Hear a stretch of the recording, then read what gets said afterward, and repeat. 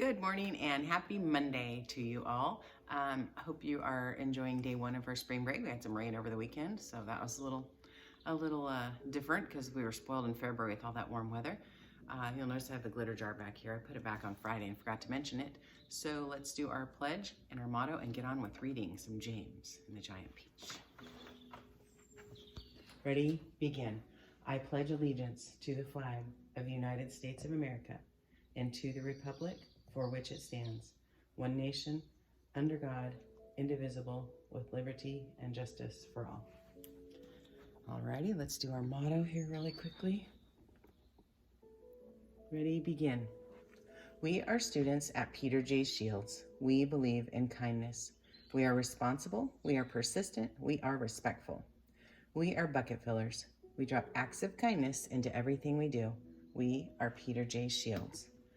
Good job, kiddos. And again, those of you who are not at our school, we welcome you and hope that you will enjoy some James and the Giant Peach.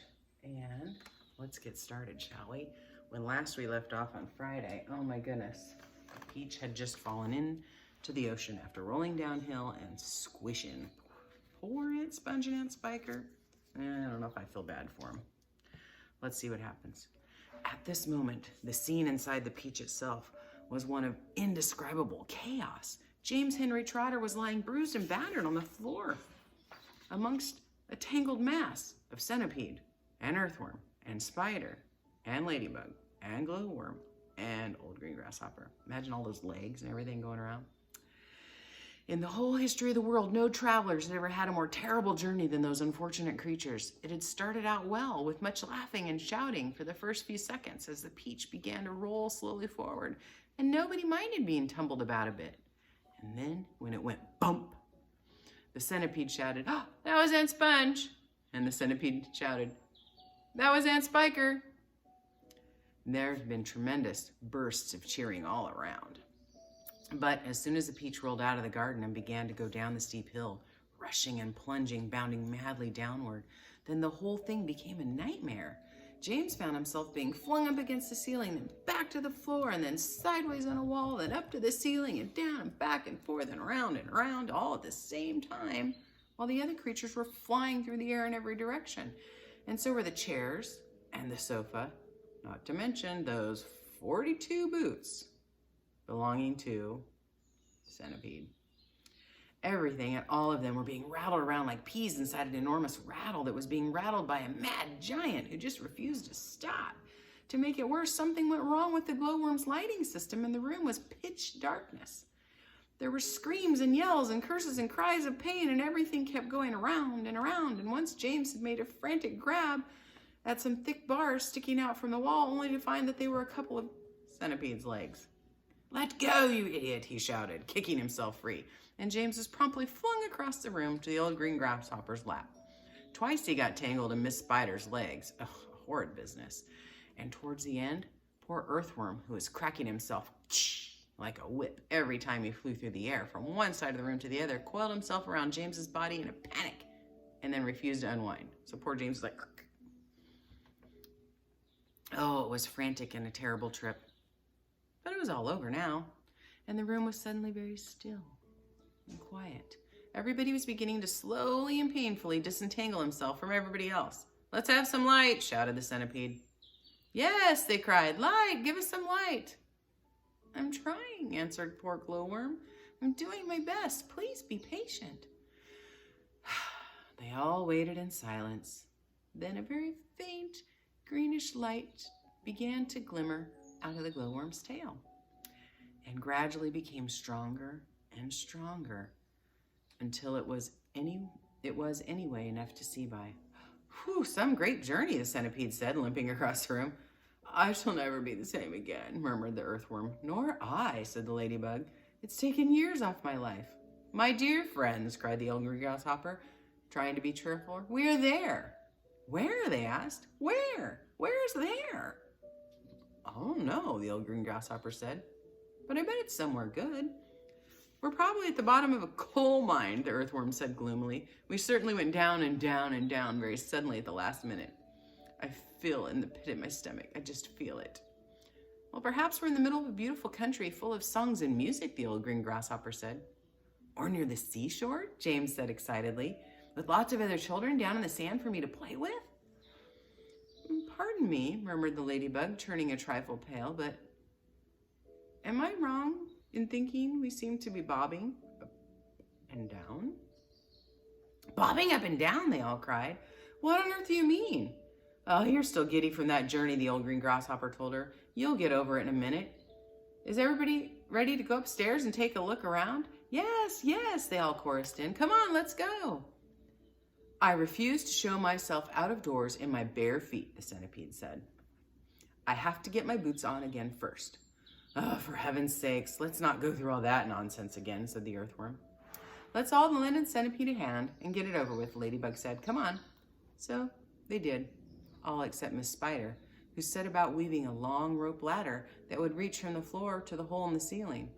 The green grasshopper had wisely said that they must not risk going out the side entrance when they did not know where they were, but they must first all go up on top of the peach and have a look around. So half an hour later, the rope ladder had been finished and hung, and the 42nd boot had been laced neatly onto the centipede's 42nd foot, and they were all ready to go out. Amidst the mounting excitement and shouts of, "Here we go, boys!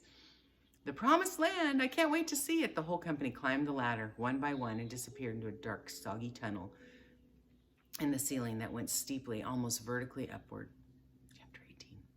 A minute later, they were out in the open, standing on the very top of the peach near the stem, blinking their eyes because of the strong sunlight, peering nervously around. What happened? Where are we? But this is impossible. Unbelievable. Terrible. I told you we were bobbing up and down, the ladybug said. We're in the middle of the sea, cried James. And indeed they were. A strong current and a high wind had carried the peach so quickly away from the shore that already the land was out of sight. All around them, the vast black ocean, deep and hungry. Little waves were bibbling against the side of the peach. But how did it happen? They cried. Where are the fields? Where are the woods? Where's England? Nobody, not even James, could understand how in the world a thing like this could have come about. Ladies and gentlemen, the old green grasshopper said, trying very hard to keep the fear and disappointment out of his voice, I am afraid that we are to find ourselves in a rather awkward situation. Awkward, cried the earthworm. My dear old green grasshopper, we are finished. Every one of us about to perish. I may be blind, you know, but that much I can see quite clearly. Off with my boots, shouted the centipede. I cannot swim with my boots on. I can't swim at all, cried the ladybug. Nor can I, wailed the glowworm. Nor I, said Miss Spider. None of us three girls can swim a single stroke. But we won't have to swim, said James calmly. We are floating beautifully, and sooner or later a ship is bound to come along and pick us up. They all stared at him in amazement. Are you quite sure that we're not sinking? The ladybug asked. Of course I am sure, answered James. Go look for yourselves. They all ran over to the side of the peach and peered and looked down at the water below. The boy is quite right, the old green grasshopper said. We are floating beautifully. Now we must all sit down and keep perfectly calm. Everything will be all right in the end. What absolute nonsense, cried the earthworm. Nothing is ever all right in the end, and you all know it. Poor earthworm, said Ladybug, whispering in James's ear. He loves to make everything into a disaster. He hates to be happy. He's only happy when he's gloomy. Isn't that odd? But then I suppose just being an earthworm is enough to make a person pretty gloomy. Don't you agree? If this peach is not going to sink, the earthworm was saying, and if we are not going to be drowned, then every one of us is going to starve to death instead. Do you realize that we haven't had anything to eat since yesterday morning? By golly, he's right, cried the centipede. For once, the earthworm is right. Of course I'm right, the earthworm said, and we're not likely to find anything around here either. We shall get thinner and thinner and thirstier, and we shall die a slow and grisly death of starvation. I am dying already. I'm slowly shriveling up for want of food. Personally, I'd rather drown. Oh, good heavens, you must be blind, said James. You know very well I'm blind, snapped the earthworm. There's no need to rub it in. I didn't mean that, James replied quickly. I'm sorry, but can't you see that? See, shouted the poor earthworm. How can I see if I'm blind? James took a slow, deep, calming breath. Can't you realize, he said patiently, that we have enough food here to last us for weeks and weeks? Where? They all said, where? Why, the Peach, of course. Our whole ship is made of food. Jumping Jehoshaphat, they all cried. We never thought of that. My dear James, the old green grasshopper said, laying a front leg affectionately on James's shoulder. I don't know what we'd do here without you. You're so clever. Ladies and gentlemen, we are saved again. We most certainly are not, said the earthworm. You must be crazy. You can't eat the ship. It's the only thing keeping us up. We will starve if we don't, said the centipede. And we shall drown if we do, cried the earthworm. Oh dear, said the green grasshopper. Now we're worse off than before. Couldn't we eat just a little bit of it, asked Miss Spider. I'm so dreadfully hungry. You can eat all you want, James answered. It would take weeks and weeks for any sort of dent in this enormous peach. Surely you can see that. Good heavens, he's right again, cried old green grasshopper, clapping his hands. It would take weeks of weeks. Of course it would. But let's not go making a lot of holes all over the deck. I think we better simply scoop out of that tunnel over there, the one that we've just come up by. Excellent idea, said Ladybug. What are you looking so worried about, earthworm? The centipede asked. What's the problem? The problem is, the earthworm said. The problem is there's just no problem. Everyone burst out laughing. Oh, cheer up, earthworm, they said. Come on and eat. And they all went over to the tunnel entrance and began scooping out great chunks of juicy, golden-colored peach flesh. Oh, marvelous, said the centipede, just stuffing it into his mouth. Delicious, said the old green grasshopper. Just fabulous, said the glowworm. Oh my, said the ladybug very primly. What a heavenly taste. She looked up at James and she smiled, and James smiled back at her. They sat down on the deck together, both of them chewing away happily. You know, James, the ladybug said, up until this moment, I have never in my life tasted anything except those tiny little green flies that live on rose bushes. They have a perfectly delightful flavor. Oh, but this peach is even better. Isn't it glorious, Miss Spider said, coming over to join them. Personally, I always thought a big juicy,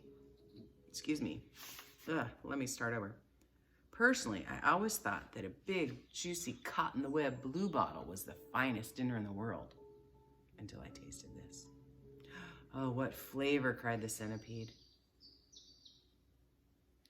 Sorry, I got distracted by the time. What flavor, cried the centipede. It's terrific. There's nothing like it. There's never been, and I should know personally, because I have tasted all the finest foods in the world. Whereupon the centipede, with his mouth full of peach and peach juice running down his chin, suddenly burst into song. And that, everyone, is where I'm leaving off today. I know it's not quite the end of the chapter, but, you know, it's kind of a little cliffhanger Monday. And if you're maybe watching this on a different day of the week, it's kind of fun that for me anyway, that I'm putting some of the cliffhangers in. So thank you again for joining me.